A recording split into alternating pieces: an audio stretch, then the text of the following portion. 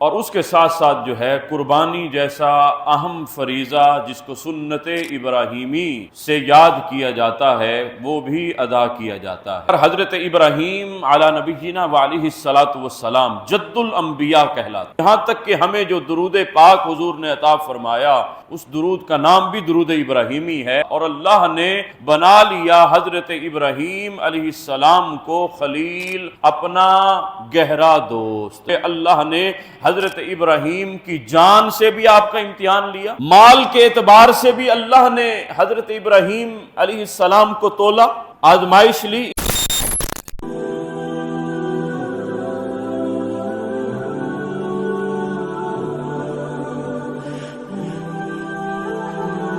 حضرات ذی وقار، ماہ ذوالحج شریف کی آمد ہے، جس میں اللہ عز و جل کے برگزیدہ بندے اس کی بارگاہ میں حج بیت اللہ کی سعادت سے سرفراز ہوتے ہیں، اور اس کے ساتھ ساتھ جو ہے قربانی جیسا اہم فریضہ جس کو سنت ابراہیمی سے یاد کیا جاتا ہے وہ بھی ادا کیا جاتا ہے۔ اسی مناسبت سے آج کا موضوع سخن حضرت ابراہیم خلیل اللہ علیہ الصلاۃ والسلام کی بارگاہ میں خراج عقیدت پیش کرنا ہے۔ دعا ہے اللہ تعالیٰ میری زبان پر کلمت الحق جاری فرمائے اور ہم سب کو سن کر عمل کی توفیق عطا فرمائے۔ حضرات ذی وقار، حضرت ابراہیم علی نبینا وعلیہ الصلاۃ والسلام جد الانبیاء کہلاتے، آپ کو انبیاء کا جد، دادا کہا جاتا۔ ہمارے آقا حضرت محمد مصطفیٰ علیہ الصلاۃ والسلام بھی جب یاد فرماتے تو حضور فرماتے انا دعوت ابراہیم، لوگوں میں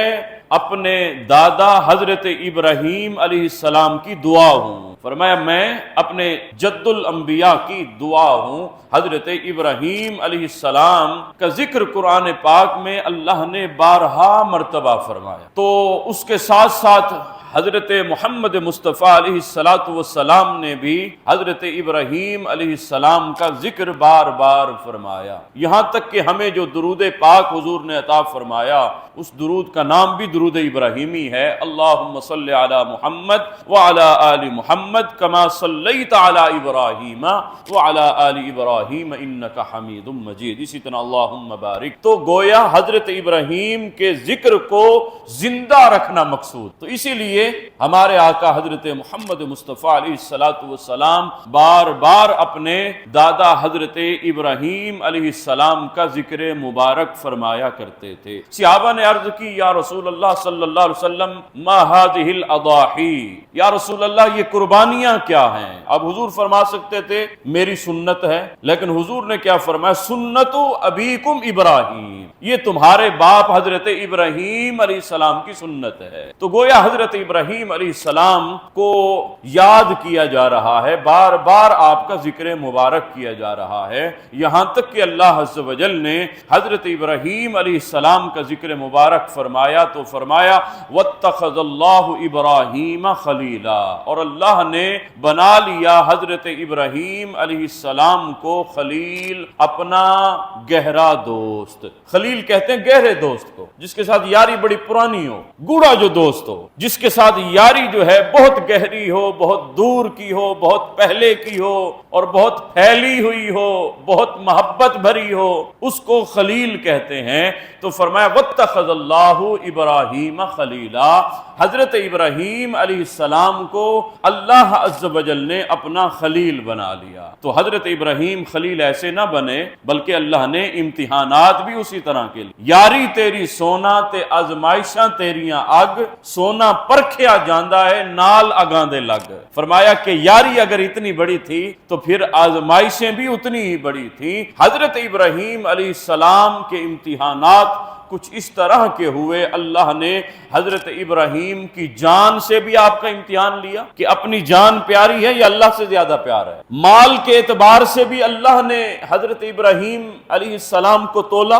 آزمائش لی، امتحان لیا، اور تیسرا اولاد کے اعتبار سے، کیونکہ اولاد جو ہے نا وہ والدین کی ایک قسم کی جو ہے وہ ایک باؤنڈری، ریڈ لائن ہوتی ہے۔ والدین باقی جو ہے ہر بات مان لیتے ہیں، لیکن اولاد کے معاملے میں وہ کمپرومائز نہیں کر سکتے، وہ وہیں جو ہے وہ اپنے آپ کو جو ہے سرنڈر کر دیتے ہیں۔ تو اولاد کے اعتبار سے بھی حضرت ابراہیم علیہ السلام کا امتحان لیا گیا، حضرت ابراہیم علیہ السلام اس امتحان میں بھی کامیاب گزرے۔ وطن بڑا پیارا ہوتا ہے، ہر کوئی کہتا ہے مجھے اپنے وطن سے پیار ہے، حضرت ابراہیم علیہ السلام کا وطن کے اعتبار سے بھی امتحان لیا گیا کہ ابراہیم اپنے اس وطن کو، آباء و اجداد کی زمینوں کو، سب کو خیر باد چھوڑ کر جو ہے کہہ کر تم جو ہے ایک اور علاقے میں آباد ہو جس کو وادی غیر ذی زرع کہتے ہیں۔ تو حضرت ابراہیم علیہ السلام کا ان چاروں اعتبار سے اللہ نے امتحان لیا،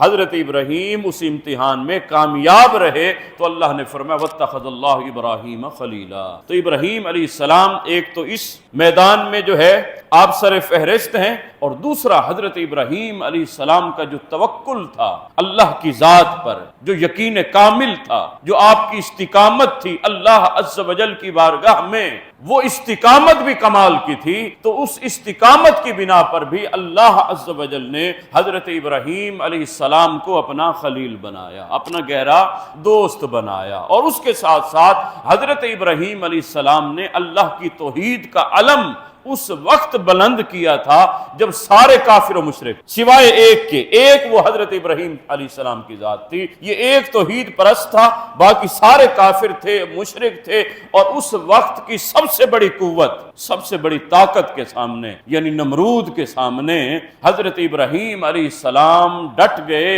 اور آپ کھڑے ہو گئے اور ڈنکے کی چوٹ پر فرمایا کہ اے نمرود، میں تیری خدائی پر جو ہے ٹھوکر مارتا ہوں، میں اللہ کو خدا مانتا، میں تجھے کچھ بھی نہیں مانتا، میں تجھے کچھ بھی نہیں جانتا، تو کچھ بھی نہیں ہے، میرا رب ہی سب کچھ ہے، وہی زندہ کرتا ہے، وہی مارتا ہے، وہی زندگی دیتا ہے، وہی حیات کا پروردگار ہے، اور وہی پالنے والا ہے، اس کے علاوہ اور کسی کے اندر یہ ہمت نہیں۔